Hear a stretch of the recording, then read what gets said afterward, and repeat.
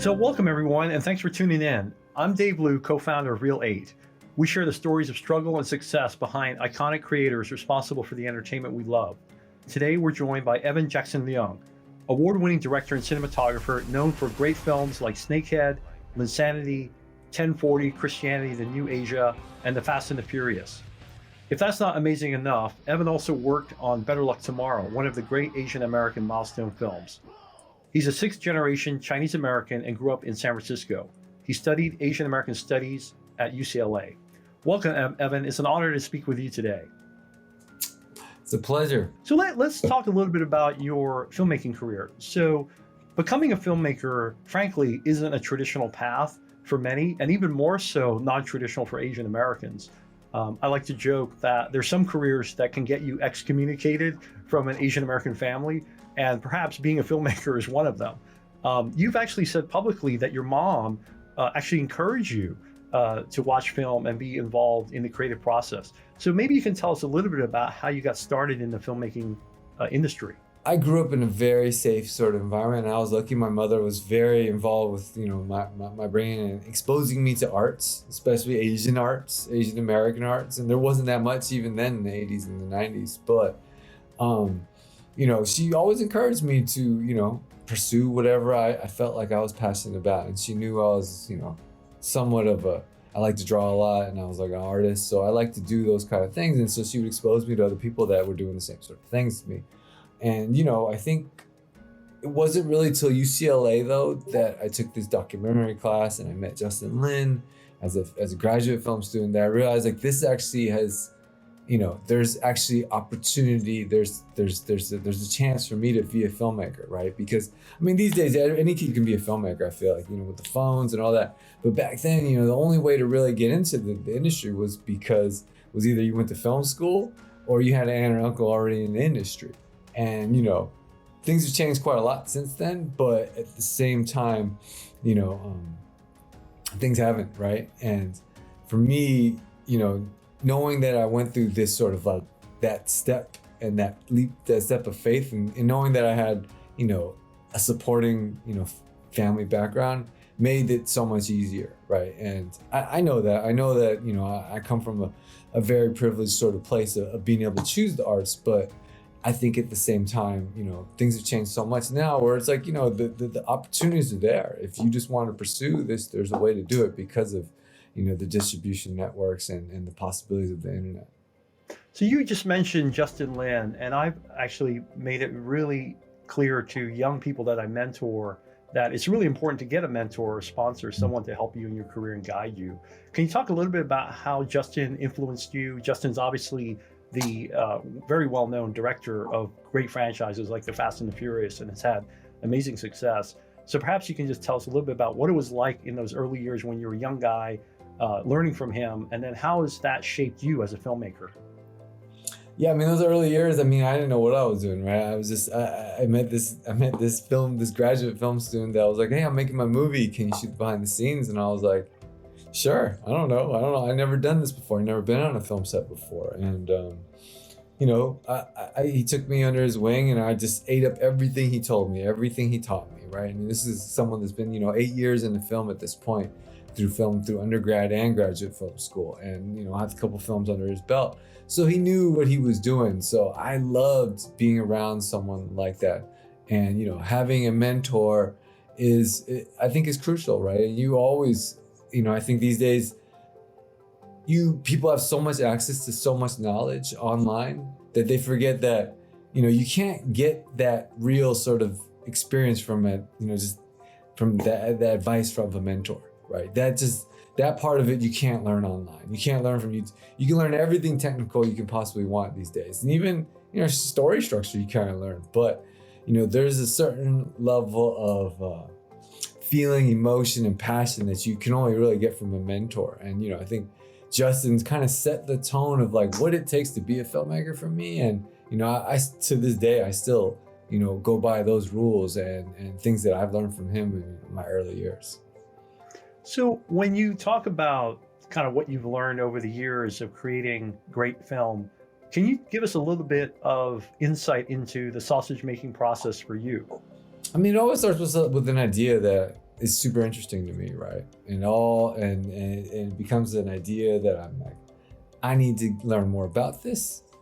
And then can I visualize the story? Can I find a way to tell the story that other people are going to be interested in, right? Or not even really other people are interested. It's really more about what I'm interested in. That's usually the case with most of my projects for the most part of it, right? Because at the end, like, if you don't work the way films work, is like, if you're not passionate, if you don't care about the subject matter, then it's going to be a bad film. So you have to find that passion in that storyline that says something about who you are and as an artist, you know. And I think for me, like Snakehead, it was like every day for almost 10 years, I was still very much excited about it. It never really went away.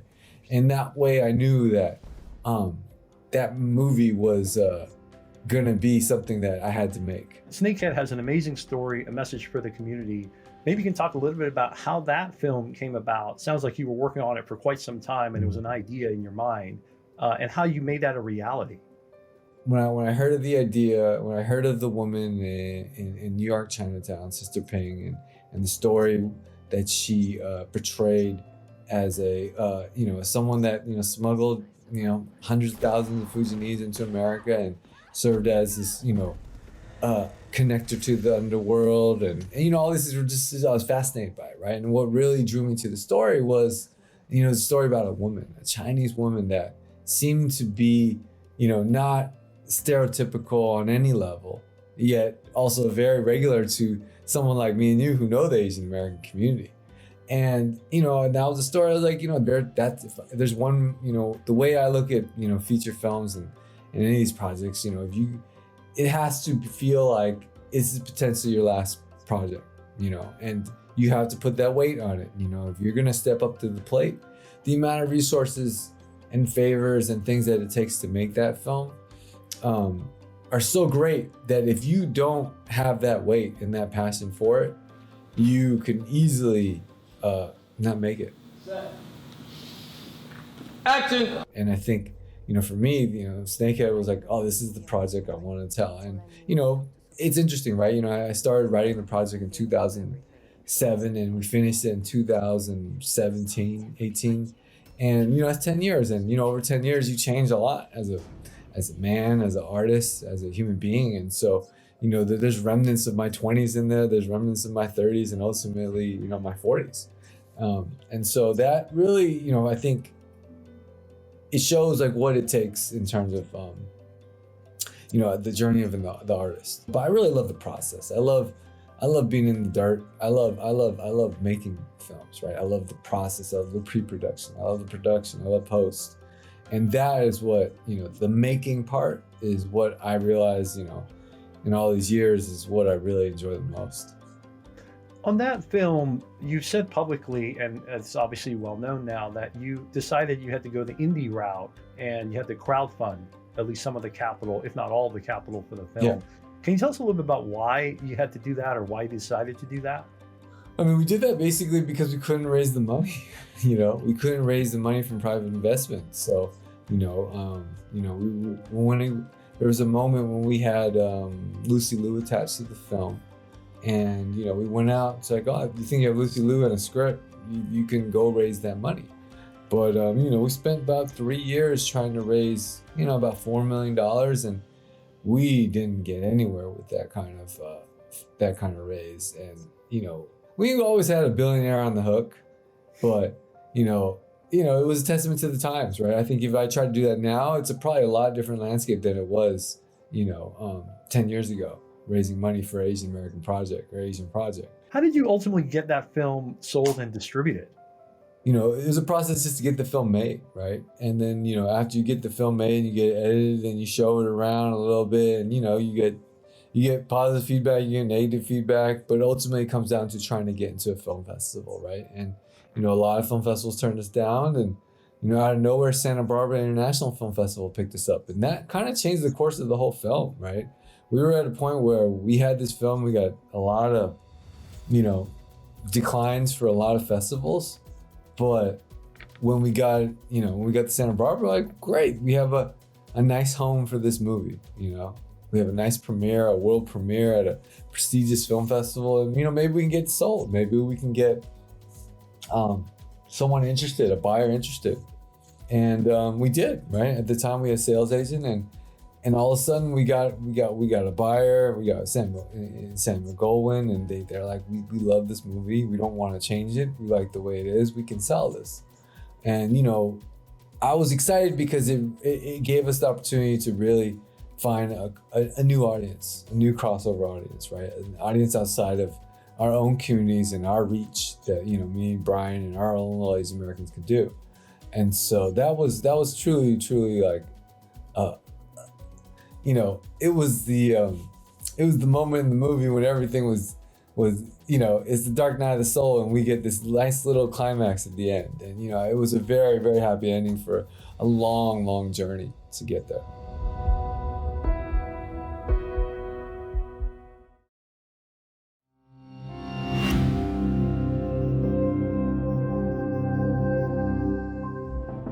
Wait a minute, who's this kid? Already cut twice this season. Wait, not drafted? Wait. Nobody thought he could play.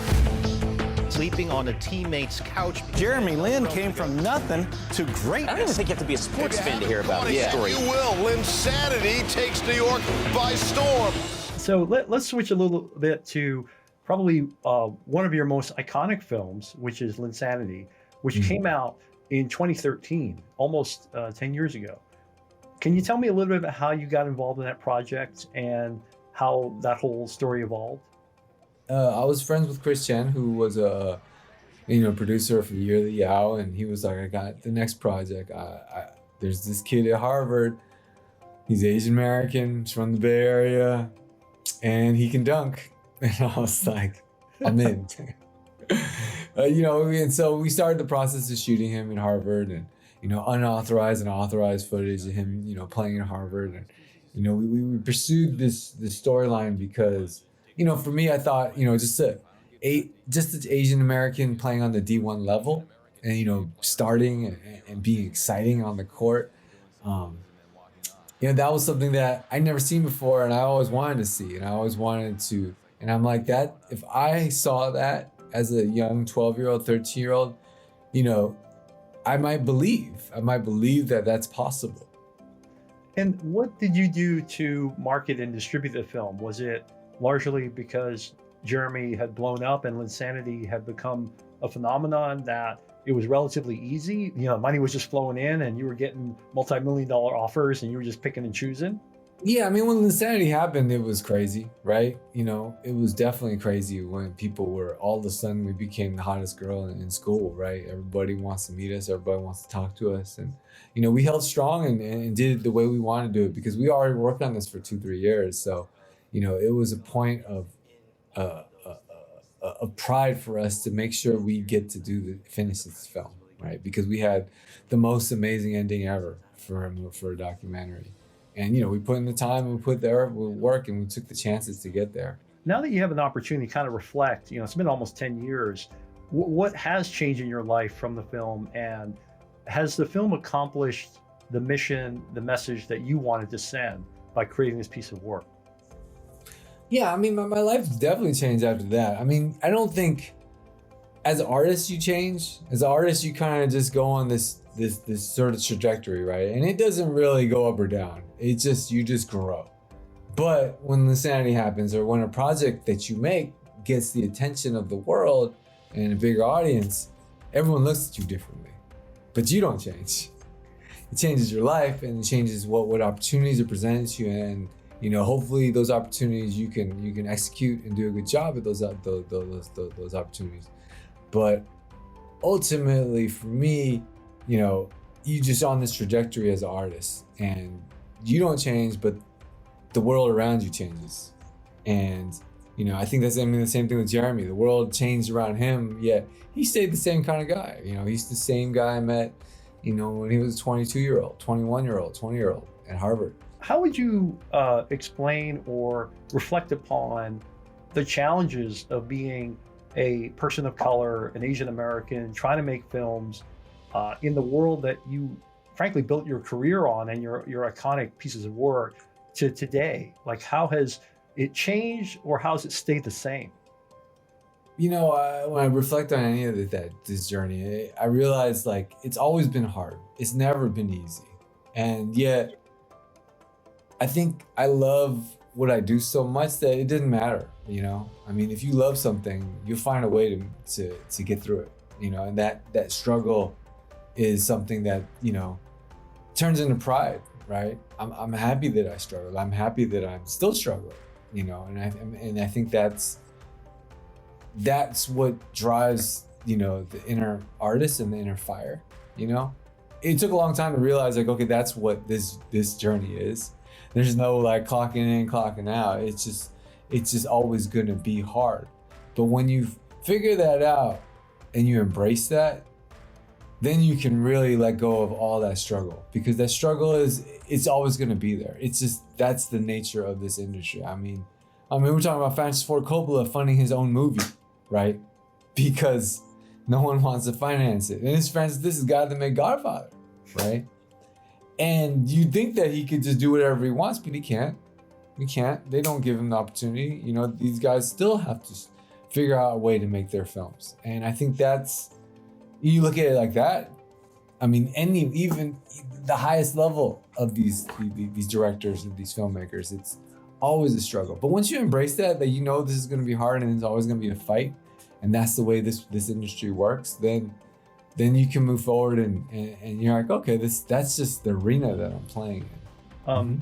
So what guidance would you give to any young filmmaker today, or filmmaker of color today, trying to figure out how they can be Evan Jackson Leong? How can they create their own content in this world? I mean, I think I tell all of them is just, you got to figure out what your brand is, what kind of filmmaker you are, what kind of artist are you going to be, what's your mission, what's important to you, and then from that you develop a sense of style, you use a sense of a narrative of who you are, right? If I look at every movie I've ever made, it's really a story about the underdog, right? I mean, we talk about Linsanity, we talk about the Snakehead. All these things are just stories of underdogs, right? And as Asian American, I know what it's like to be an underdog in this country, and I embrace it. I love that. I love feeling that I'm not privileged for that opportunity. I love the fact that I had to find my own network. I had to make my own art to get to where I am, and I think that's what I tell them. I tell them to find their own voice. But the technical stuff, all that stuff you will find by working. But finding your voice is something that takes time. I don't think anyone really figures it out in their 20s. I don't think anyone really kind of figures it out in their 30s. As a director, you look at all the great work of all the great directors, and most of their work happens in their 40s and their 50s, right? There's a certain age and maturity I think you really have to understand and be patient with, that you're going to get to. So when you think about your career and you reflect upon the movies you've made and the movies to come, where do you think you are on that journey? Kind of like I think I'm just reaching my early prime sort of filmmaking era, right? Because I think in the documentary space, I feel really, really strong. Like that's one arena and space and art that I'm like, I know what to do. I know how to tell that story really easily. In the narrative sense, I'm a young, wide-eyed filmmaker that just wants to learn more about that form and tell that. And yeah, I think it's just the beginning for me. I think the next 10 to 15 years is really going to define what I am as a filmmaker and as an artist. I'm not allowed to take 10 years to make another movie, so I can't have that happen again. So what is next for you? What are some of the projects you're working on? What are some of the things that excite you? You clearly are now skilled in both narrative and documentary, so I assume that there's a lot of options in terms of where you could spend your time. Yeah, I mean, there's a lot more opportunity, but it's the same struggle, right? I mean, there's opportunities for the narrative space. My agents, send me scripts and I go out and pitch for them, and I'm looking for that next narrative project that allows me to get to that next level, right? I mean, everything is sort of tiered in terms of like each level you need to get to, and as a narrative filmmaker, I want to get to that. I want to get that $5 to $10 million project. I want to work with an actor and a project that can show what I can do on that level. From the documentary side, I'm still doing lots of things. Those are things that just I kind of can do those in my sleep. I'm working on, right now a racing documentary with Daniel Wu, and then, just a bunch of other, random projects and passion things that I'm really excited about, and I think that's what you have to do. You're always, just like Linsanity, Jeremy Lin project was just another seed that was planted amongst many seeds. And that happened to sprout in 2012. And so, as an artist, you always have multiple projects kind of moving at different stages. And, the timing for each one is truly sort of, you can't will it to happen. It just kind of happens. So what would you say, there's going to be quite a number of people listening to this who are fans of yours, people that are not filmmakers, but people are just fans of filmmakers. What would you suggest to them as the best way to support filmmakers like yourself and other underrepresented filmmakers? I mean, the dollar is the most powerful way to support a filmmaker, right? Because, I'm not saying to line my pockets. I'm saying it because in the way the industry works, it's 100% about money. If we were just trying to see great art and new ideas, then I think we'd have an amazing amount of interesting and different kind of stories. But ultimately, we're in an industry where there's high stakes, right? They spend millions, tens of millions of dollars on something. They need to make that money back. And, I think what happened, when we have something like Crazy Rich Asian that makes, crazy amounts of money, then Hollywood looks and like, oh, we need an Asian project, because there's a market for this, right? I mean, that's why African American cinema does the way it does, right? And I think ultimately that the dollar is what we need to support, buying those tickets, buying those, getting those, supporting those artists. And it really is supporting them with money, because it's not really about giving them money. It's really about what the rest of this industry looks at, like, oh, there's a market here for us to back. Because all this like community support is great, but no one can make a living off of this community support. Like it's more like we're just kind of incubating all these artists so that they can play on the higher level and get that chance on the higher level. Because I think there's no filmmaker that like, I just want to make indie films forever. They still want to have the projects that they can make money and survive, and also get more opportunities to make more of those projects. But I think we can't. That's ultimately the only way. Buying a ticket, you don't even gotta go to the movies. Buying that ticket to go see that film is so much support to show the industry.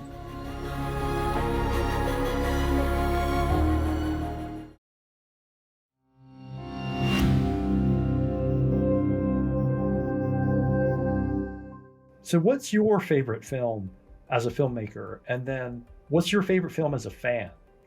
People ask me that all the time, and I never really have a good answer for that, because your favorite film changes, right? Your favorite film changes as you are, as artists you change, right? You look at things differently. I mean, I look at a movie like, I like how you presented the fact that there's two different sort of ways, the fan and the filmmaker, right? As a filmmaker, I mean, I'm gonna go with something like, In the Mood for Love, right? Wong Kar-wai, something that no one sees, no one has it. But as a filmmaker, I love that movie, right? And I think that's what I strive for. That's what I look for in execution.